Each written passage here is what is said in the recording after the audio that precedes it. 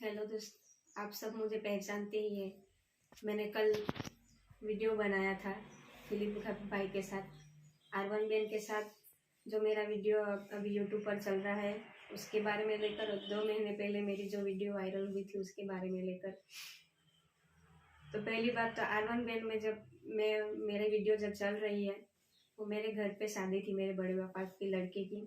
उस टाइम वो R1 ban को घर पे बुलाया गया था। मैं उस शादी में ही नहीं रहने वाली थी, पर मेरे घर वालों के कहने पर मैं रुकी। मेरे घर वालों ने हिम्मत दी कि तू ऐसे डर डर के कब तक घर पे बैठी रहेगी, किसी ना किसी दिन लोगों का सामना तो करना ही पड़ेगा ना। इसलिए मैं शादी में भी रुकी।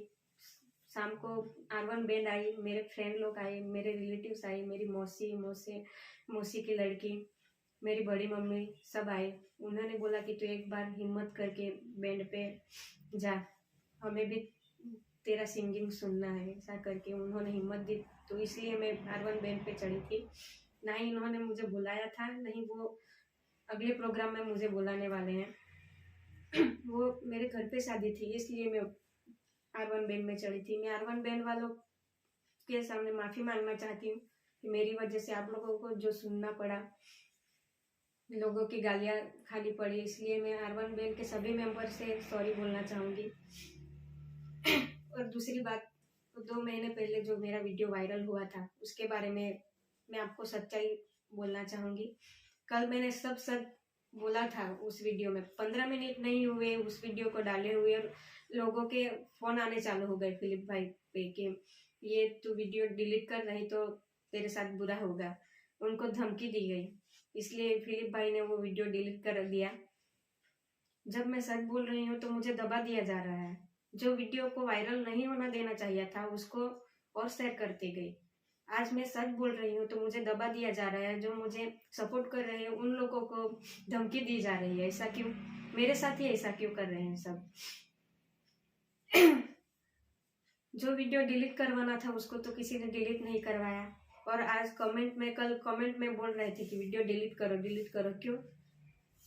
मैं सच बोल रही हूँ तो आप लोगों को पसंद नहीं आ रहा है। आप लोगों ने मुझे सपोर्ट तो नहीं किया, पर मैं सच बोल रही हूँ उसको तो सबके सामने लाने दो मुझे। और ये वीडियो 4 साल पहले की है। उसके बाद मैं इसके साथ रिलेशन में ही नहीं रही। उसने किया या उसकी गर्लफ्रेंड ने किया मुझे नहीं पता। ऐसा नहीं कि मैं आगे नहीं गई, मैं पुलिस स्टेशन तक पहुंची हूँ। मुझे पुलिस स्टेशन में नहीं जाना था। कभी मैं पुलिस स्टेशन में पैर नहीं रखा, फिर भी मुझे जाना पड़ा।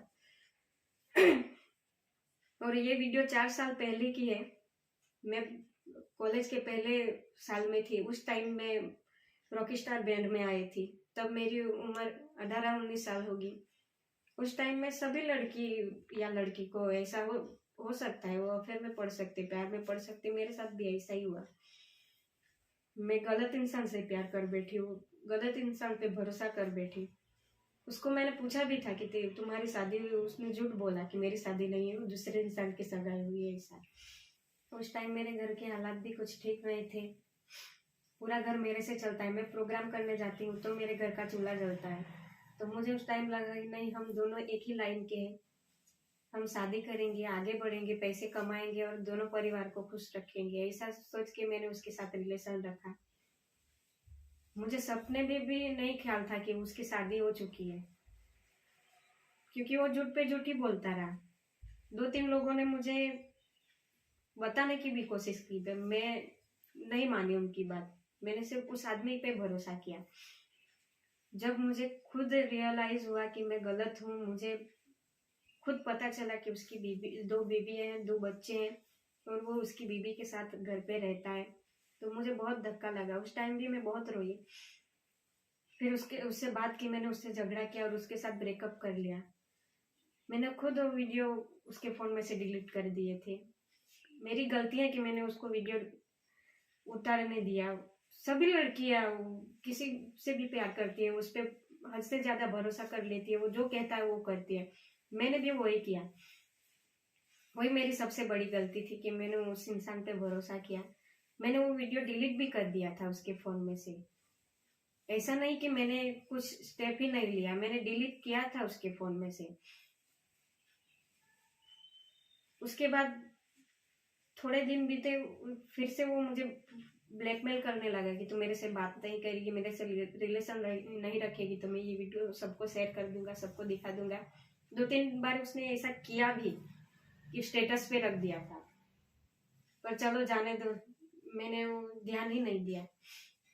ऐसे 3-4 साल बीत गए, ना मैं उसके सामने आती थी ना वो मेरे सामने आता था। हम कांटेक्ट में ही नहीं थे, हम साथ में कभी प्रोग्राम भी नहीं किया और कुछ नहीं। ये 4 साल के बाद मैं नवरात्रि में उनके साथ प्रोग्राम करने के लिए गई, वो भी रॉकिंग स्पाइडर के मैनेजर विपुल भाई के कहने पर। वो मुझे छोटी बहन जैसे मानते हैं। उस टाइम भी उसके साथ ब्रेकअप हुआ था तो मैंने विपुल भाई को बोला था कि भाई मैंने उसके साथ ब्रेकअप कर लिया। वो उस इंसान का अच्छा बेस्ट फ्रेंड क्यों ना होगा, पर उसने तब मुझे ये बात बोली थी कि तृषा तूने जो भी किया वो अच्छा किया, वो तेरे लायक नहीं था। उसका बेस्ट फ्रेंड होगा तो कोई बात नहीं, मेरे लिए उन्होंने अच्छा कहा था उस टाइम। वो बात मुझे आज भी याद है। वो नवरात्रि में गई, वो भी मेरी मम्मी भी मना कर रही थी कि मत जा, कुछ ना कुछ गलत होगा। मैंने भी विपुल भाई से मना किया कि भाई मुझे नहीं आना, क्योंकि उस इंसान की गर्लफ्रेंड है वो, और बहुत परेशान कर रही थी मुझे नहीं, मेरी जिसके साथ सगाई होने वाली थी उसको भी परेशान करके रख दिया है। कल भी मैंने ये बात बोली थी, पर कल उस लड़की ने फोन किया, दूसरी लड़की ने फोन किया, मुझे नहीं पता, पर एक लड़की का भी फोन आया था वो फिलिप भाई पे। ऐसा मुझे सुनने को मिला कि वो धमका रही थी कि ये वीडियो डिलीट कर, नहीं तो तेरे साथ बुरा होगा, ऐसा करके। मैंने किसी लड़की का नाम नहीं लिया, उसके एरिया का नाम नहीं लिया, मैंने कोई प्रूफ ही नहीं बताया किसी को, मैंने सिर्फ लड़की का नाम लिया। तो कैसे जान गई कि मैंने उसी का नाम लिया? उसने गलत किया तभी उसको पता चला ना कि नहीं ये मेरी ही बात कर रही है ऐसा।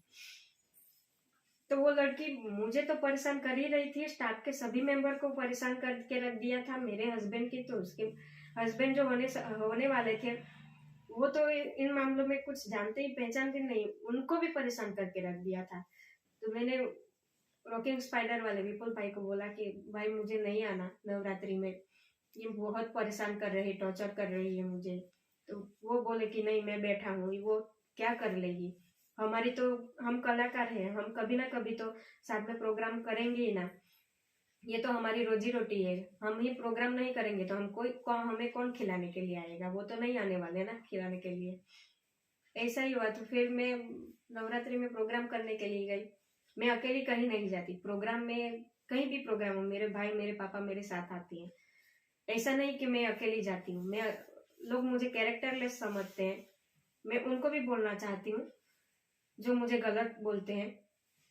जिन लोगों के साथ मैंने काम किया है, जो लोग मुझे पहचानते हैं, उनको पूछो कि मैं कैसी लड़की हूँ, उसके बाद मुझ पे उंगली उठाना। किसी के सामने मैंने तू करके नहीं आज तक बुलाया, किसी को मैंने नाम लेकर नहीं बुलाया, सबको मैं भाई कह के बुलाती हूँ।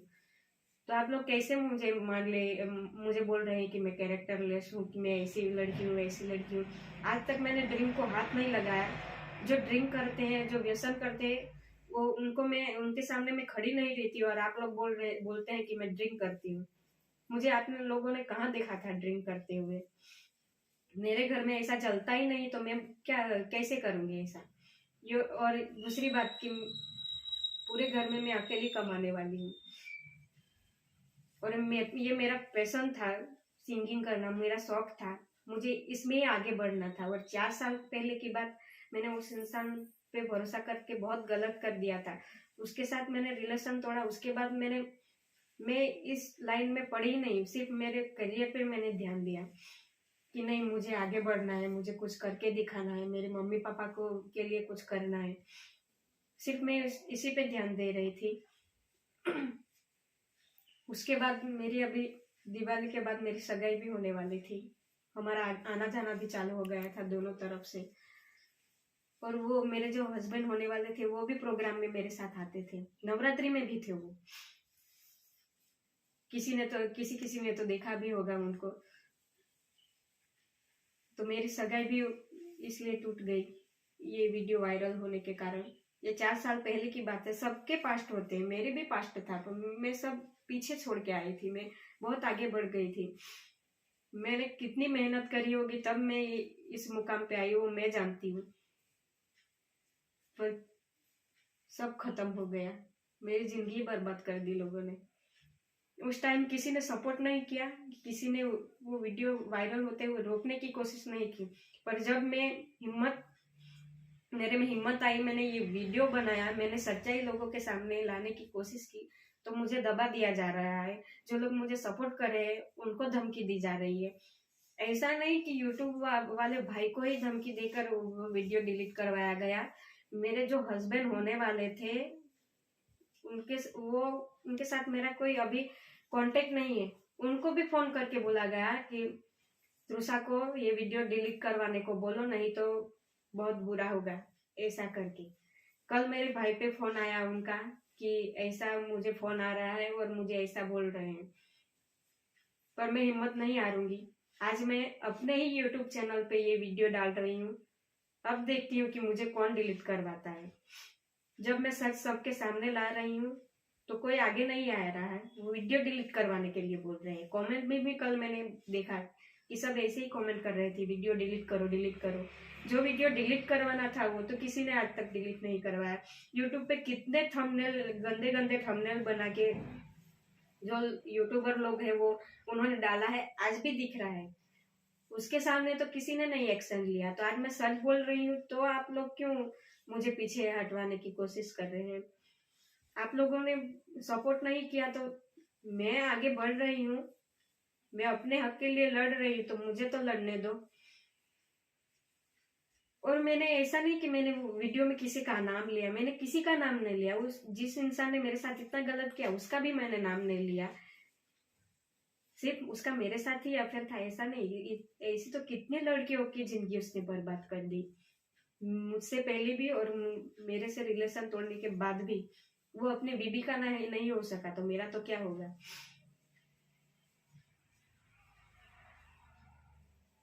और जो मैं समाज की बात करूं, समाज के लोग बोल रहे थे कि ये लड़की काम की नहीं है, ये इसको बेन बेन मत लाओ, इस एरिया में नहीं आने दो। वो उस समाज की जो बात कर रहे थे उनको मैं बोलना चाहती हूँ कि मैं भी आप ही के समाज की लड़की हूँ, नहीं कि दूसरे समाज की लड़की। आपको मुझे सपोर्ट करना चाहिए था, उसकी बजाय आपने तो उसमें राजकारण लाके रख दिया। ये जो बात हुई उसमें ना ही बैंड वालों को लाना चाहिए था, ना ही उसमें राजकारण लाना चाहिए था। फिर भी आप लोगों ने ऐसा किया। ऐसा मेरे साथ ही क्यों किया?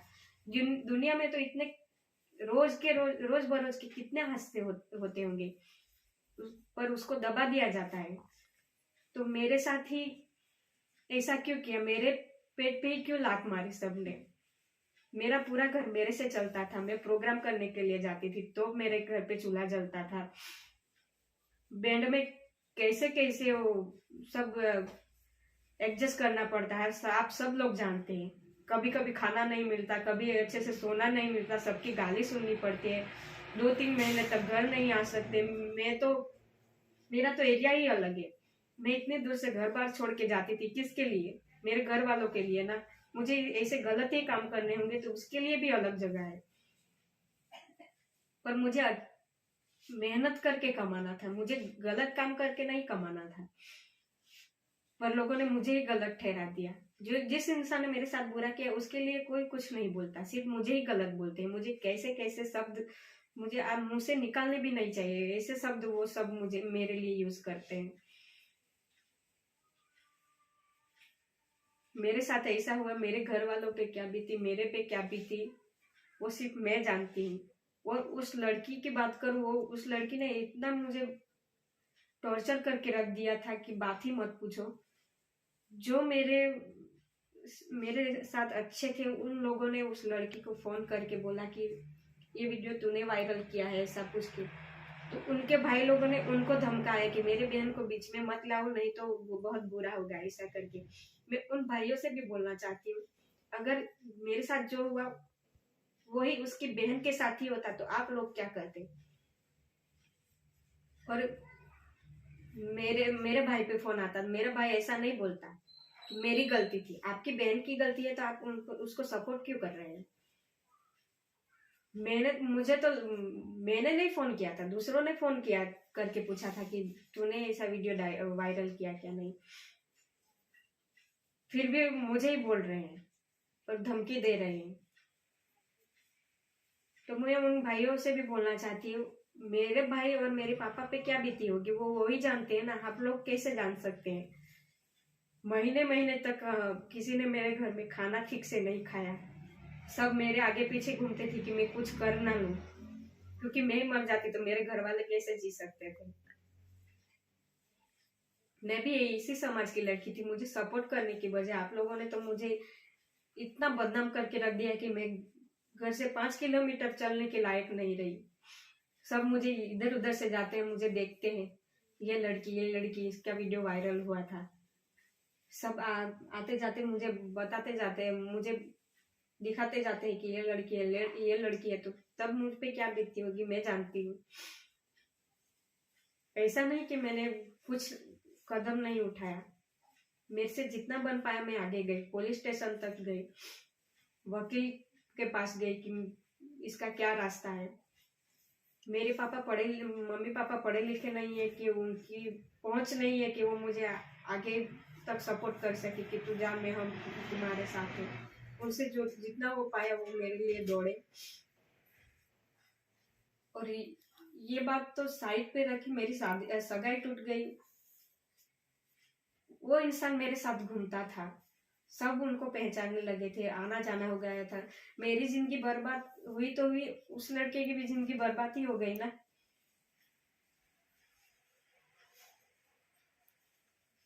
और ऐसा नहीं कि ये सब मेरे तक ही सीमित था, ये बात मेरे भाई बहन पर भी आ गई। मेरी बहन का जहाँ फिक्स होने वाला है वहां फोन करके बोलते हैं कि ये सब होने के बाद भी तू उसकी बहन को रखेगा क्या।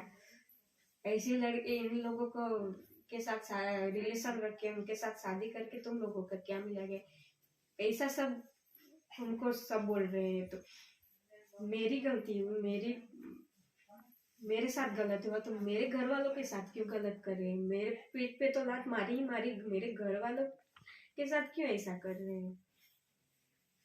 और ऐसा नहीं कि उसके सिर्फ मेरे साथ ही रिलेशन था, मेरे से पहले भी कितनी लड़कियों के साथ उसका रिलेशन था, उसके बाद भी कितनी लड़कियों के साथ उसका रिलेशन होगा। और ये वीडियो वायरल हुआ 1 साल पहले, मुझे एक भाई ने बोला था कि दीदी आपका वीडियो ऐसे वो ड्रिंक करके सबको दिखा रहा है, पर मैंने वो सीरियसली नहीं लिया, क्योंकि मैंने खुद डिलीट किया था। तो मैं कैसे मानूं कि मेरा वीडियो ऐसे वायरल हुआ। और ये जो वीडियो वायरल हुआ नवरात्रि के बाद 5-6 दिन बाद मुझे पता चला कि मेरा ये वीडियो ऐसे वायरल हुआ है। ऐसे वक्त में तो दुश्मन भी साथ देता है, तो ये तो समाज की बात थी, समाज की लड़की थी मैं, तो किसी ने मुझे सपोर्ट नहीं किया।